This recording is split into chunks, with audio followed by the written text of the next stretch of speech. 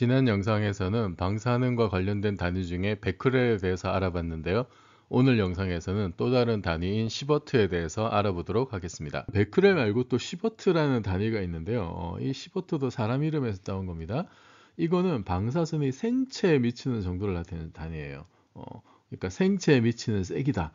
베크렐은 그 소스 물질, 원인 물질이 얼마나 강력하냐, 얼마나 많이 핵 붕괴를 하느냐 이건데, 시버트는 이게 그래서 그것이 결국 인체에 어떤 영향을 미치느냐, 얼마나 많은 뭐 손상을 주느냐, 해를 입히느냐, 그 숫자를 나타내는 거예요. 그러니까 이것도 낮을수록 좋겠죠. 그래서 단위는 이제 줄 퍼 킬로그램. 이게 뭐냐면은 이 단위 질량당 흡수되는 에너지, 그거를 이제 그렇게 단위가 정해져 있고, 이게 연간 방사선량 한도가 그 1밀리시버트입니다. 이거는 그 ICRP라고 그 국제 그 방사선 그 방호 협회라고 있어요. 거기서 정한 공고안인데, 밀리시버트니까 이게 1000분의 1이죠. 밀리시버트는 이거는 1000분의 1입니다. 10의 마이너스 3승 시버트가 되겠습니다. 거기서 ICRP에서 정한 연간 방사선량 한도가 1밀리시버트. 여러분이 이 숫자는 좀 기억해 두시면 좋아요. 자, 그런데 자연 상태에서 우리가 받는 방사선이 있어요. 그냥 백그라운드로 존재하는. 그게 세계 평균이 어느 정도면 연간 2.4밀리시버트 정도입니다. 그냥 널려 있는 거예요. 뭐 땅에서도 나오고, 뭐 하늘에서도 오고, 뭐 이제 그런 식으로 물에서도 있고, 빗물에도 있고, 이제 그런 거 다 총합한 게 2.4인데, 이게 세계 평균이고요. 근데 우리나라는 좀 더 높아요. 나라마다 지역마다 다를 수가 있는데, 우리나라 이게 한 3 정도 됩니다. 연간 3밀리시버트.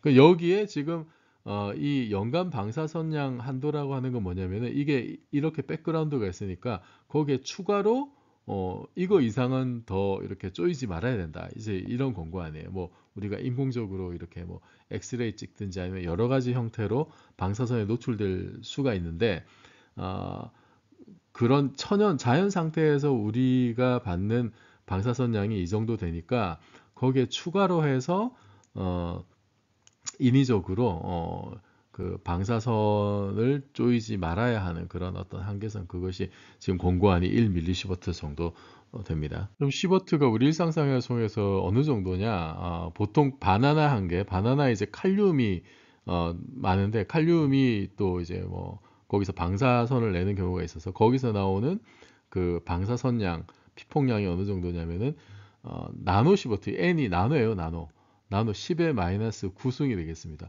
그러니까 10억 분의 1이죠. 굉장히 낮은 수치입니다. 98 나노시버트. 그러니까 바나나 그냥 열심히 드셔도 된다는 얘기죠. 그리고 유럽 왕복 비행했을 때 비행기 타고 가면 이게 또 그 뭐 하늘에서 오는 방사선 많이 쪼인다고 그런 얘기들 하죠. 그게 0.07 밀리시버트. 그 다음에 우리가 그 X선 촬영할 때, 흉부 X선 촬영 1회 했을 때 0.1에서 0.3 밀리시버트 정도 된다고 합니다. 자, 그 다음에 두경부 CT 촬영 1회. CT 단층 촬영하는 것도 이게 어쨌든 그 방사선에 노출이 되는 건데, 이게 2밀리시버트예요.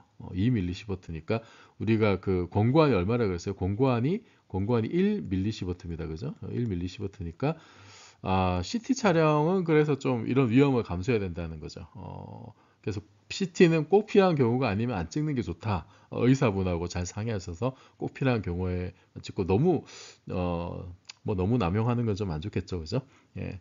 그 다음에 전신 CT 촬영하는 거, 이것도 예, 어느 정도냐면은 이것이 10에서 30 밀리시버트, 이제 상당히 높습니다, 그죠? 예.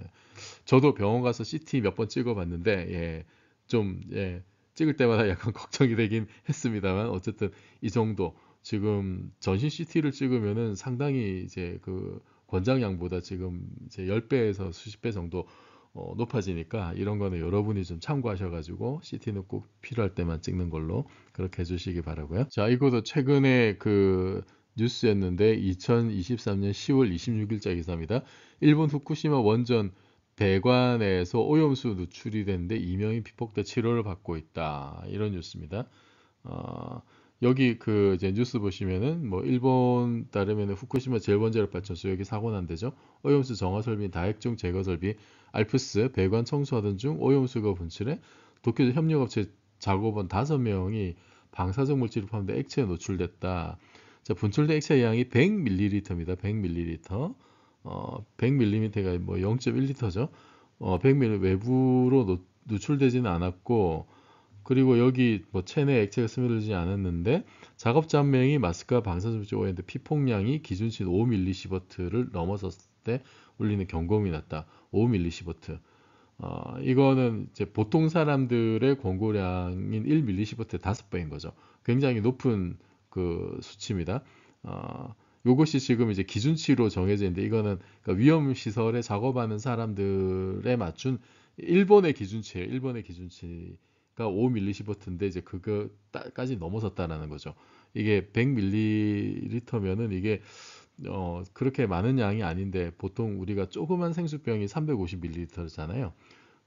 그래서 상당히 좀 여기 오염이 좀 심하구나라는 생각이 어쨌든 좀 듭니다만, 최근에 이런 뉴스도 있었습니다. 그리고 이 그 방사선량과 관련해서는 굉장히 좀 그 논란이 되는 부분이 하나 있는데, 어떤 거냐면은 이게 지금 가로축이 방사선량이에요. 방사선량 10W고, 그다음 세로축이 뭐냐면 이제 추가 암 발생률이에요. 그러니까 방사선을 많이 쬐면은 암 발생률이 올라가겠죠. 이거는 뭐 상식적으로 당연한 이야기고 의학적으로도 검증이 된 겁니다. 그래서 지금 가로축을 방사선량, 세로축을 추가 암 발생률이라고 했을 때, 그때 이 그래프를 찍어 보면은, 그러면 데이터가 이제 이런 식으로 나요. 우상향 곡선이 나옵니다. 방사선량이 증가하면은 암 발생률이 올라간다. 이거는 뭐 당연한, 그래서 방사선이 이제 위험한 거죠. 올라가는데, 이게 문제는 뭐냐면은, 논란이 있는 지점이 어디냐면, 여기 방사선량이 큰 지역, 방사선량이 높은 지역은 이런 추세가 이제 검증이 됐는데, 여기 그 방사선량이 낮은 영역에서는 어떤지에는 논란이 있어요. 방사선량을 조금 쬐었을 때도 그러면은 지금 이 다른 영역에서처럼 이렇게 우상향 곡선이 될 것이냐, 조금이라도 쪼이면은 그만큼 추가 발생률이 올라갈 것이냐, 비례해서, 아니면은 어떤 문턱값이 있을 것이냐, 이제 그거 가지고 논란이 있습니다. 그러니까 여기 그 방사선량이 낮은 영역에서 예를 들어서 그래프가 이런 식으로 이어질 것인지, 아니면은 다른 식으로, 예를 들면은 뭐 이제 이런 식으로 그래프가 예를 들어서 이런 식으로 될 수도 있죠. 이런 식으로. 지금 파란색으로 그린 그래프에서는 여기 지금 제가 표시한 값, 여기 TH라고 이 문턱값이 이제 생길 수가 있다는 거죠. 이게 하나의 이제 가정입니다. 그러면 여기 이 TH라고 써놓은 이 지점까지는 그때까지는 방사선량이 이렇게 조금 있어도 암 발생률은 증가하지 않는다는 거죠. 그래서 요거를 넘어서야 이제 암 발생률이 올라가는 이런 문턱값이 있느냐, 아니면은 이렇게 다른 방사선량이 큰 영역에서처럼 이렇게 직선으로 쭉 올라가느냐, 이거 가지고 사실은 그 논란이 되게 많습니다. 뭐 그렇다고 하는 분도 있고 안 그렇다고 하는 분들도 있는데, 우리가 이게 지금 사람의 인체 건강과 관련된 거니까 어쨌든 이제 저는 보수적으로 접근하는 게 맞다고 보고, 그렇다면 보수적으로 접근한다는 건 뭐예요? 이 방사선량이 낮은 영역에서도 이렇게 선형으로 이게 그 암 발생률이 증가할 것이다라고 가정하는 게 일단은 그게 보수적인 입장이겠죠. 그래서 최소한으로 방사선에 노출되도록 해야 된다라는 거예요. 이 문턱값이 없다고 가정을 하고, 정확한 건 더 연구를 해봐야 되겠지만은 건강과 관련된 일이니까 아주 보수적으로 조금이라도 방사선을 쪼이면은, 그러면은 거기에 비례해서 암 발생률이 증가한다고 그렇게 가정을 하고 대비를 하는 게 좋지 않겠느냐. 이게 뭐 사람마다도 사실 다 다를 거고, 그죠? 뭐 암 발생 이력이나 가족력 이런 거 다 영향이 있을 텐데, 그러니까 이게, 아니면 자기가 어떤 그 천연 방사선에 노출된 정도라든지 이런 거에 따라서 개인적으로 다 다를 텐데, 그런 것까지 고려를 하면은 조금이라도 그 방사선량에 노출되는 걸 줄이는 게 맞지 않겠는가라는 게 제 생각입니다. 그래서 이게 뭐 저만 그렇게 생각하는 게 아니고, 어, 알라라라는 그 원칙이 있어요. 이게 영어로 as low as reasonably achievable 이런 뜻인데, 이게 뭐냐면은 합리적으로 달성할 수 있는 수준에서 낮게, 최대한 낮게 방사선에 노출되도록 해야 된다. 이것이 그 국제 방사선 방어위원회, 아까 말씀드렸던 그 ICRP의 그 77년 권고안입니다.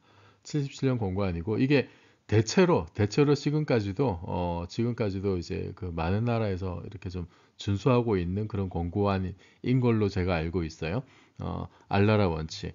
그러니까 뭐 이게 너무 부당하게 이게 무리하게 비현실적으로 이게 그 낮출 수 없는 경우도 있을 수가 있어요. 왜냐하면 위험 시설에서 작업을 해야 된다든지 아니면은 비행기 승무원들 같은 경우에는 아무래도 좀 더 그 방사선에 노출될 우려가 많겠죠. 뭐 의료 종사자라든지 이제 그런 경우에도 그런 경우까지 너무 엄격하게 하지 말고 그 근무 환경이나 처한 상황에서 가장 합리적으로 취할 수 있는 수준에서 최대한 낮게 노출되도록 해야 된다. 그래서 어쨌든 우리는 1mSv 1년에 이거 이하로 노출되도록 최선을 다해야 되고 문턱값 가정하는 게 저는 좋지 않을까 보수적인 입장에서 그런 말씀을 드리겠습니다.